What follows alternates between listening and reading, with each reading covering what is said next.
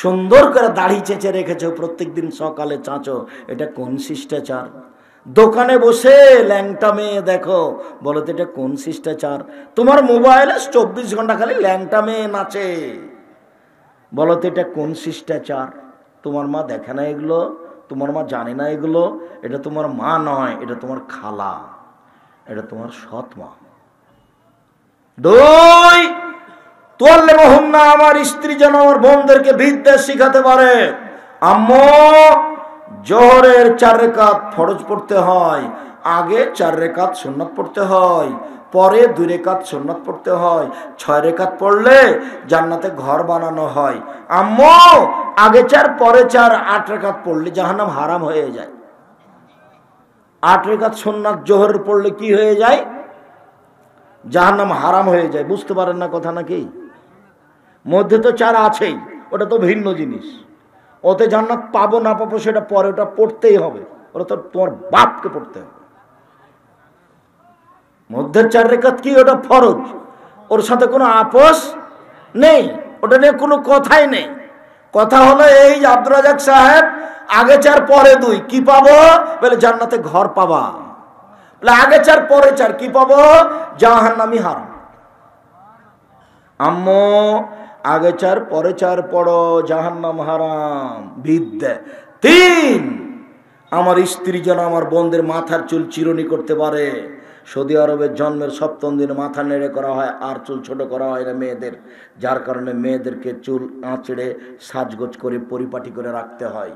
তোমার মা তোমাকে আর তোমার বোনকে পরিপাটি করে রাখবে, এটা তোমার মায়ের কাজ। 3, 4, তাকুমু আলাইহিন্না, তোমার মা তাদের উপরে পাহারাদার। আমার স্ত্রী যেন আমার বোনদের উপরে পাহারা দিতে পারে। পাহারাদার, তোমার মা এই বাড়িতে পাহারাদার। তোমার মা তোমার জন্য আর তোমার বোনের জন্য পাহারাদার। তোমার মা এখানে বসে আছে, তোমার বোনও বসে আছে, মাথায় কাপড় না দিয়ে ক্লাস 10-এ পড়ে, জোর থেকে দোকানে দোকানে ঘুরে বেড়াচ্ছে তোমার মা। তোমার বোন, বলো তো তোমার মা কি পাহারা দেয়? তোমাদের এটা নওগাঁ জেলাতে একটা ইন্ডাস্ট্রিজ আছে, ওখানে একটা গেটম্যান আছে, 3-8 ঘন্টা পর পর ডিউটি দেয়। তো ঘুমিয়েছিল 2 ঘন্টা, মালিক এসে শুনেছে সকালে, তখন বলছে তোর হলো না রে, তুই যা, ঘুমিয়ে কি আর পাহারা দেওয়া যায় রে, তোর হবে না, যা, চাকরি থেকে তোর শেষ সময়। তো একদিন 2 ঘন্টা তোমার সহ্য হয় না, সকালে তুমি লোকটাকে বিদায় করে দিলে, আর তোমার মাঝে দিন রাতের পাহারাদার, বলো তো কি হবে? তোমার বাপ এখন তোমার মাকে বিদায় করে দিতেই হবে, নইলে পাহারাদার। আমি বলিনি এই কথা, হাদিস বুখারী মুসলিম। মাকে ছেলে মেয়ের উপরে পাহারাদার কে বলেছেন? মুহাম্মদ সাল্লাল্লাহু আলাইহি ওয়াসাল্লাম বলেছেন, আমি নই। অতএব দিনী বোন, আপনি এই বাড়ির পাহারাদার, ছেলে মেয়ের জন্য আপনি দায়ী, জবাব দিতে হবে আপনাকে। আপনি সাবধান থাকুন। উপস্থিত বৈঠকের মুসলিম বোন, আপনাকে বলি, আব্দুর রাজাক সাহেব অনেক কিছু বললেন, একটু আমাদের বাঁচার একটু পথ বলেন না, খালি যে জাহান্নামী দিলেন। আচ্ছা ঠিক আছে, রাসূল সাল্লাল্লাহু আলাইহি ওয়াসাল্লাম বলেছেন 4টা কাজ করলে জান্নাতের সব দরজা খোলা। এ দেখেন, 4টা কাজ করলে জান্নাতের সব দরজা খোলা, সবটা দিয়ে ঢুকতে পাবেন, বিশাল ব্যাপার, এরকম কোনো পুরুষের সুযোগ নেই। 4টা কাজ করেন, জান্নাতের সব দরজা খোলা। 1, 5 ওয়াক্ত সালাত, সালাত খামসাহা। 2, সমত শাহরাহা, রমজান মাসের সিয়াম। 3, জেনায় লিপ্ত না হওয়া। 4, স্বামীকে মেনে চলা। আব্দুর রাজাক সাহেব, আমরা গ্রামের মেয়ে, নওগাঁ জেলায় বাড়ি, আমরা জেনার সাথে জড়িত নই, আমরা 3টা কাজ করি। 1, 5 ওয়াক্ত সালাত আদায় করি, ঠিকই করি। আমরা রমজান মাসে সিয়াম থাকি, ঠিকই সিয়াম থাকি, রোজা থাকি। 3, আমরা জেনার সাথে সম্পৃক্ত নই। 4, তবে স্বামীকে মেনে চলতে পারি না, ওর যে মুখ খুব খারাপ, খালি গালি দেয়, আর স্বভাব খারাপ, খালি বড় মোবাইলে ল্যাংটা মেয়ে দেখে। এই জন্য আমি সহ্য করতে পারি না, আমি তার সাথে কথাই বলি না, দূরে থাকি। খালি বলি মেয়েকে তোর বাপকে খাবার দিয়ে আয়, বৌমাকে বলি তোমার শ্বশুরকে খাবার দিয়ে আসো, এই বলি। আর কোন সময় ঠেলাই পড়ে যদি একবার 1 গ্লাস পানি দেওয়া লাগে, তো এইভাবে দিই, এভাবে দিয়ে ওদিকে চলে যাই, থ্যাকুস করে সামনে রেখে চলে যায়, ভালো লাগে না আমাকে। হ্যাঁ আপনি ঠিক বলেছেন, তবে আপনি আমার দিনী বোন, আপনার স্বামীকে আপনাকে মেনে নিতে হবে, এ কথাই ঠিক। আপনি মেনে নেন, যতই খারাপ লাগুক জান্নাত হবে ইনশাআল্লাহ। একজন মহিলা আল্লাহর নবীর কাছে একটা কথা বলে চলে যাচ্ছে, তখন আল্লাহ রসুল বলছেন থামো থামো থামো থামো, এই তোমার স্বামী আছে? জি আছে। তো তুমি তোমার স্বামীর কাছে কেমন? আমি তার সেবা করার চেষ্টা করি। চেষ্টা করো মানে বলো কি? হওয়া জান্নাত নারকে, সে তো তোমার জাহান্নাম, সে তো তোমার জান্নাত, সে তো তোমার জাহান্নাম, সে তো তোমার জান্নাত। স্বামী তোমার জাহান্নাম, স্বামী তোমার জান্নাত। সম্মানিত দিনী বোন, আপনাকে আমি আবারও অনুরোধ করছি, আমি আপনার কাছের মানুষ, আমি আপনার দিনী ভাই, আপনাকে আমি অনুরোধ জানিয়ে যাচ্ছি, আপনি স্বামীর সাথে কথা বন্ধ আর রাখিয়েন না। সপ্তাহ সপ্তাহ কথা বলেন না, মাস মাস কথা বলেন না, এভাবে সংসার করতে হবে না। আজকে আপনি কথা চালু করুন, একটু নত হন, নত হয়ে কথা মানেন। খারাপ লাগছে তারপরেও সব কষ্ট মনের ভিতরে, বুকের ভিতরে চাপা দিয়ে তার সাথে চলার চেষ্টা করেন। শেষ পর্যন্ত যদি নাই হয়, আপনি যদি কুলাতে না পারেন, তাহলে আপনি খোলা তালাক নিয়ে চলে যান, পথ সহজ। আপনি কাজীর কাছে যান, চেয়ারম্যান মেম্বারকে বলেন আমি ভাত খাবো না, ও একটা খোলা তালাক লিখে দিবে, আপনি নিয়ে চলে যান। 30 দিন পরে অন্য জায়গাতে বিবাহ বসতে পারবেন, 30 দিন পরে। আর যদি স্বামী আপনাকে তালাক দেয়, তাহলে আপনাকে থামতে হবে 90 দিন। বোঝা গেল না কথা? মনে হয় স্ত্রী যদি নিজে তালাক নিয়ে নেয়, তাহলে কতদিন থামবে? 30 দিন। স্বামী যদি তালাক দেয়, কতদিন থামতে হবে? 90 দিন। আপনি আমার দিনী বোন, যদি তার সাথে চলতেই না পারেন, তাহলে আপনি সংসার ত্যাগ করেন, সবচেয়ে ভালো হবে। সম্মানিত দিনী বোন, 4টা কাজ: 1 5 ওয়াক্ত সালাত, 2 রমজান মাসে সিয়াম, 3 জেনায় লিপ্ত না হওয়া, 4 স্বামীকে মেনে চলা। জান্নাতের সব দরজা খোলা। উপস্থিত বৈঠকের দিনী মুসলিম ভাই, আপনার জন্য 5টা স্বামী হলে 5টা জিনিস লাগে। 1 যে মানের খাচ্ছেন সে মানের খাওয়ান, 2 যে মানের পরেন সে মানের পরান, 3 কটু কথা বলবেন না, কখনো বলবেন না ঠোঁটটা কালো, কখনো বলবেন না রংটা কালো, কটু কথা বলবেন না, কখনো নয়। শ্বশুর শাশুড়িকে বলবেন না। 4 মুখের উপরে মারবেন না। 5 নিজের বাড়ি ছাড়া কোথাও থাকতে দিবেন না। খালার বাড়ি যেতে পারে না, ফুফুর বাড়ি যেতে পারে না, মায়ের বাড়ি যেতে পারে না, বিশেষ দুর্ঘটনা ছাড়া বাড়ি থেকে বের হতে পারে না। যদি যাই তাহলে আপনি কাপুরুষ, ও বাজার তো বহু দূরের কথা। ক্ষমতা, চোখ যেভাবে ঘুরে বউ সেভাবে চলে, তার নাম ক্ষমতা। চোখ যেভাবে ঘুরে বউ সেভাবে চলে, তার নাম ক্ষমতা। সম্মানিত দিনী বোন, আপনাকে অনুরোধ জানাচ্ছি বিষয়গুলি মানার জন্য। সম্মানিত দিনী ভাই, আপনাকে বিষয়গুলি মানার জন্য অনুরোধ জানাচ্ছি। আমরা শেষের দিকে এসে একটা হাদিস শোনাচ্ছি অসুস্থতার ব্যাপারে, অতীব গুরুত্বপূর্ণ। এটা লম্বা আলোচনা, অনলাইন আল ইতিসাম টিভিতে আছে, কয়েক জুমা থেকে চলছে। লম্বা আলোচনার একটা অংশ আপনাকে শোনাই, শুনেন। এদিকে আব্দুল্লাহ ইবনে উমর, আতা ইবনে আবি রেবাহ বলছেন যে আব্দুল্লাহ ইবনে উমর আমাকে বলছেন, শুনেন শুনেন শুনেন, আপনাকে আমি একটা জিনিস দেখাই। এই যে এই মেয়েটা জান্নাতে চলে গেছে, এই কালো মেয়েটা জান্নাতে চলে গেছে। তো যে কালো মেয়েটা জান্নাতে চলে গেছে মানে? হ্যাঁ, আল্লাহ নবী এর ব্যাপারে বলেছেন এ জান্নাতে চলে গেছে। কিভাবে? এই মহিলাটা রাসূলের কাছে এসেছিল, এসে বলছে ইন্নী উসরিউ ওয়া ইন্নী আতাকাশাফ, আল্লাহর নবী আমাকে মির্গি রোগ হয়েছে, আমি উল্টে পড়ে যাই। আল্লাহর নবী আমি উল্টে পড়ে গেলে কাপড় চোপড় খুলে দিই, আমি নগ্ন হয়ে যাই। ফাদুলি, আপনি আমার জন্য আল্লাহর কাছে একটু দোয়া করেন। এটা মহিলাটা বলল। এবার দেখে আল্লাহ রাসূল কি বলছেন। আল্লাহ রাসূল বলছেন, শোনো, ইনশাইতি সাবরতি, তুমি যদি ধৈর্য ধারণ করতে পারো ধৈর্য ধরো, ওয়ালাকিল জান্নাত, তুমি জান্নাতে যাওয়া। ইনশাইতি, আর তুমি যদি চাও তাহলে তোমার জন্য দোয়া করে দিব। তখন মহিলাটি বলছে, ঠিক আছে, আসবেরো, আমি ধৈর্য ধারণ করলাম। একটু কথা আল্লাহর নবী আমার শোনেন, আমি কাপড় চোপড় খুলে দিই, উলঙ্গ হয়ে যাই, আপনি একটু আল্লাহকে বলেন আমি যেন এমনটা না করি, আমার যেন এমনটা না হয়। তখন আল্লাহ রাসূল বলেন, আচ্ছা আচ্ছা ঠিক আছে ঠিক আছে ঠিক আছে, আমি দোয়া করে দিচ্ছি। হাদিস মুসলিম। ও ধৈর্য ধারণ করেছে অসুখ বিসুখের উপরে, ও জান্নাতে যাবে। হাদিস মুসলিম। গায়ে জ্বর হয়েছে জন্য সিঙ্গাপুর গেছে দেখাতে। 2-3 দিন থামেন, জ্বর হয়েছে 2-3 দিন থামেন, গায়ে পানি ঢানেন। রাসূল সাল্লাল্লাহু আলাইহি ওয়াসাল্লাম বলছেন যে মানুষ যখন অসুখ বিসুখ হয় তখন তার পাপ ঝরে যায় এইভাবে। গাছের পাতা পেকে গেলে যেমন গাছ তার পাতাকে টপ টপ টপ টপ করে ঝরাতে থাকে, মানুষের যখন অসুখ বিসুখ হয় তখন মানুষের পাপ এইভাবে ঝরতে থাকে। হাদিস বুখারী মুসলিম। ধৈর্য ধারণ করেন, ধৈর্যের পরিচয় দেন। বিস্তারিত দেখতে চাইলে আপনার দেখতে হবে উপদেশ বইয়ে, বিস্তারিত দেখতে চাইলে অনলাইন আল ইতিসাম টিভিতে দেখতে হবে। আপনি এসব মাধ্যমে দেখতে পারেন। বাংলা মেশকাতেও আপনার অসুস্থ ব্যক্তিকে দেখতে যাওয়া অধ্যায় দেখতে পারেন। অনেক আলোচনা আছে, সময়ে কথা হবেন। সম্মানিত দিনী ভাই, পত্রিকা ছাড়া কেউ যাবেন না। 30 টাকা যদি আপনার কাছে না থাকে, কারোর কাছে নিয়ে একটা পত্রিকা নিয়ে যাবেন। আমি জীবন বাজি রেখে এই কাজ চালিয়ে যাচ্ছি আপনার জন্যই। কাজে 30 টাকা যেন আপনার কাছে বড় মনে না হয়, আমার বিনীত অনুরোধ।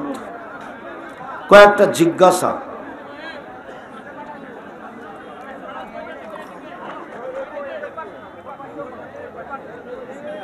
আমার হাতের বাম দিকে বই, আপনার ডান দিকে।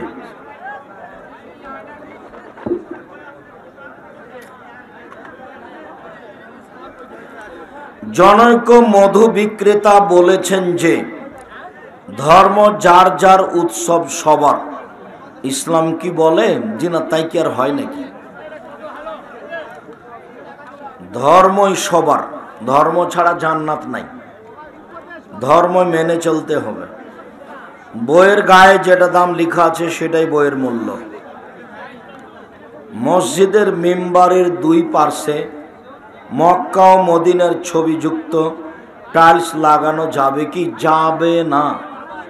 আগামীকাল সন্ধ্যা হতে হতে টাইলস খুলে ফেলতে হবে। মসজিদের পশ্চিম দেওয়ালে লাল বাতি দেওয়া যাবে না, ঘড়ি ঝুলানো যাবে না। সলাতে দাঁড়ালে যা কিছু চোখে পড়ে সব সরিয়ে দিতে হবে, পিছন দিকে থাকবে। মসজিদের মেন গেটে ও মেম্বারের উপর আল্লাহ মোহাম্মদ লিখা নাজায়েজ, হারাম। কবরস্থানে মলমূত্র,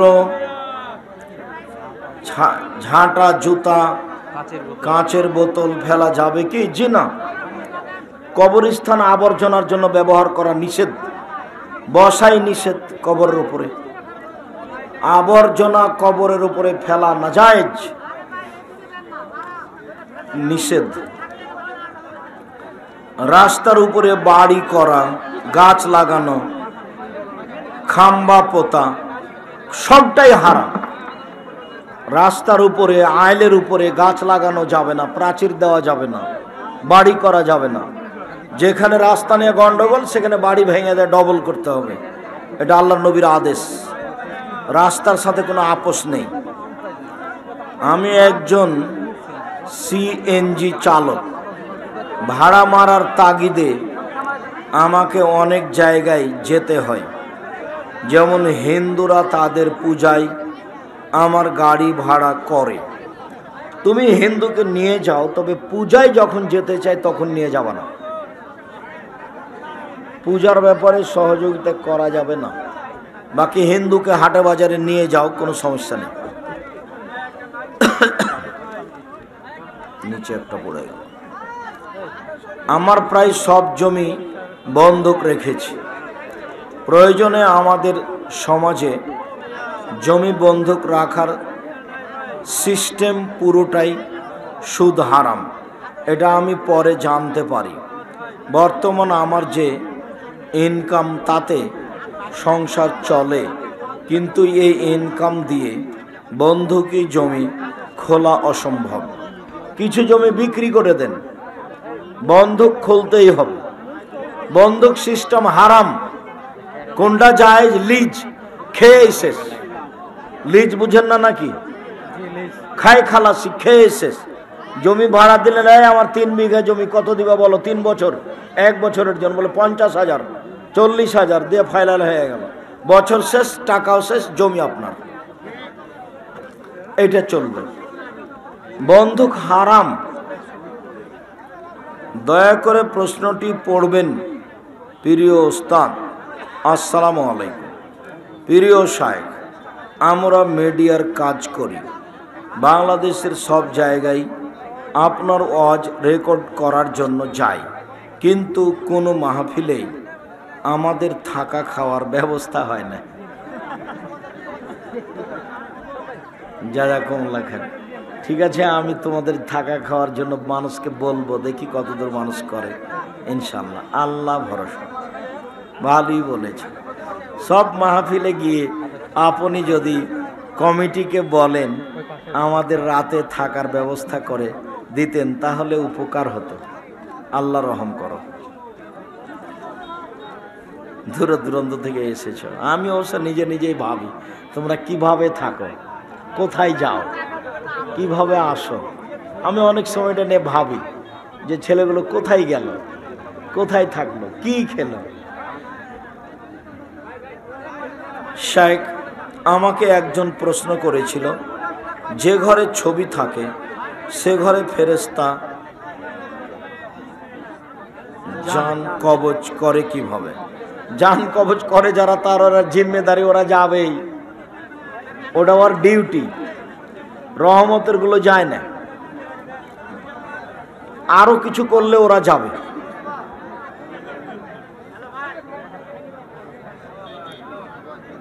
ছাগলের পাঁঠা কুরবানি দেওয়া যাবে কি? না দেওয়াই ভালো, গন্ধ আছে, জায়েজ। তবে অন্ডকোষ বের করা, পেরাই করাটাই দিতে হবে, এটাই সহিহ হাদিস। মৃত ব্যক্তিকে কবরে কিভাবে রাখবো? ডান কাতে, একবারে সরাসরি ডান কাতে, পিঠটা কবরের দেওয়ালের সাথে লাগিয়ে দিবেন, দিয়ে সরাসরি ডান কাতে রাখবেন। ফরজ নামাজ ইমামের সাথে পড়ার সময় নামাজ বাকি থাকলে ইমাম প্রথম সালাম ফিরানোর পর দাঁড়াবো না দ্বিতীয় সালাম ফিরানোর পর? দ্বিতীয় সালাম যখন আরম্ভ করবে তখন উঠে যাবেন।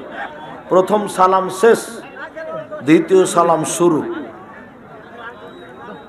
আমি আপনার একজন অনেক বড় ভক্ত হুজুর। আমার প্রশ্ন হলো, এনজিও অথবা ব্যাংকে চাকরি করা হালাল না হারাম? হারাম, একেবারেই হারাম। এদেশে এমন কোনো ব্যাংকিং ব্যবস্থা নেই যেটা সুদমুক্ত আছে, যেখানে চাকরি যায়। তো টাকা রেখেছেন আপনি, যে টাকা রাখা হলো নিরুপায়, আর স্বেচ্ছায় চাকরি করে সেই পয়সা উপার্জন করে, এটা ভিন্ন। শায়েখ, জুমার দিনের ডাক আজানের জবাব দেওয়া যাবে কি? ডাক আজান বেদাত, জবাবও বেদাত, ওর জবাবও নাই ও আজানও নেই। সুবহানাল্লাহি ওয়া বিহামদিহি আদাদা খালকিহি ওয়া রিদা নাফসিহি, এই দোয়া জিকির কি শুধু ফজরের সালাতের পর? না, সকাল সন্ধ্যা। সুবহানাল্লাহি ওয়া বিহামদিহি আদাদা খালকিহি ওয়া রিদা নাফসিহি ওয়া জানাতা আরশিহি, এটা 3 বার বলবেন, সকালে 3 বার বিকালে। আকিকা গরু দেওয়া যাবে কি? জি না, গরু দিয়ে উঠ দিয়ে আকিকা চলে না। আকিকা ছাগল, ছাগি, দম্বা, দম্বি, ভেড়া, ভেড়ি। আর আকিকার জন্য দাঁত শর্ত নয়, বড় ছোট কানা ন্যাংরা খালি হলেই হলো। 7 দিনের দিন করতে হবে। 7 দিনের আগেও চলে না, পরেও চলে না। তাজা, তরু তাজা, শিং ভালো, টাটকা, ভালো, মোটা তাজা, এগুলো কুরবানির ব্যাপার। মসজিদে মহিলা সালাত আদায় করতে যাবে কি? 5 ওয়াক্ত বাড়িতে ভালো মহিলাদের, মসজিদে যাওয়া, জুমার দিন যাওয়া ভালো। ঈদের মাঠে যেতে বাধ্য, মহিলারা ঈদের মাঠে যাবেই যাবে। জুমার দিন যাওয়া ভালো, 5 ওয়াক্ত বাড়িতে ভালো। আমাদের গ্রামে শিরক বেদাতে ভরপুর।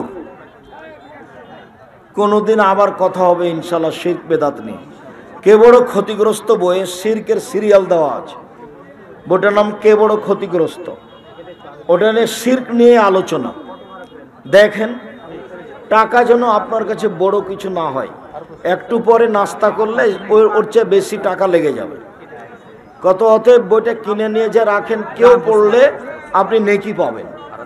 কে বড় ক্ষতিগ্রস্ত বইয়ে শিরকের সিরিয়াল দেওয়া আছে। আমার বন্ধু একজন হিন্দু, তাকে টাকা ধার দেওয়া যাবে কি? যাবে। ও দাওয়াত দিলে দাওয়াত খেতে যাওয়া যাবে না, প্রয়োজনে তাদের বাড়িতে খাওয়া যাবে, তার সাথে দাওয়াতি বন্ধুত্ব চলবে না। টাকা ধার চাচ্ছে, দাও। রাতে যদি স্বপ্ন দোষের কারণে শরীর নাপাক হয় এবং হঠাৎ বাড়ির কেউ গুরুতর অসুস্থ হলে কি করণীয়? তুমি অবস্থায় তাকে মেডিকেলে নিয়ে যাবা। ওই যে আগ্নেতে মাটি আছে, একটু বিসমিল্লাহ বলে তায়াম করে নাও, দে ওকে নিয়ে তাড়াতাড়ি যাও। সলাতের সময় গোসল করি, সব কাজ করা যাবে।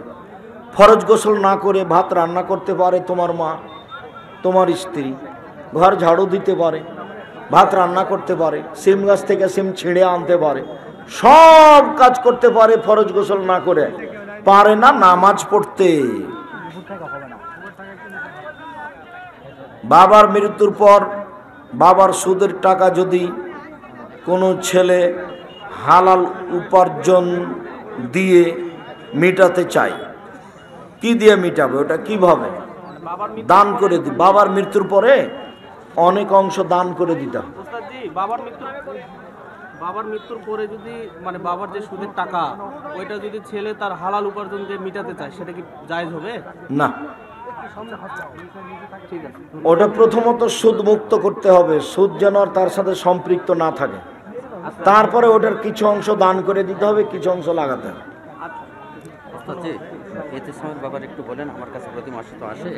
আপনার নাম? আমার নাম আব্দুর রহমান। ইনি আব্দুর রহমান, ইনি এতেসামের এজেন্ট। মানে এতেসামের সাথে আমার খুব শ্রম, ব্যয়বহুল পয়সা খরচ, আমি ওটাকে নিয়ে টেনশন ভোগ করি। কেউ যখন আমাকে বলে যে আমি এতেসামের এজেন্ট, তখন তার উপরে যে আমি কত খুশি হই, এটা আমার কাছে বলার হিসাব থাকে না। কাজেই ইতেসামের সাথে আপনার জন্য ভালো সম্পর্ক থাকে। মাসে 30 টাকা যেন আপনার কাছে বড় মনে না হয়। শায়েখ মসজিদের চেয়ারে নামাজ পড়লে চলবে, না পড়াই ভালো, কোনো পথ না থাকলে পড়েন। আমার বাবা শুধু ব্যাংকে ডিপিএস রাখে, তাকে বুঝাতে পারি না। ডিপিএস হারাম, কাবিরা গুনাহ।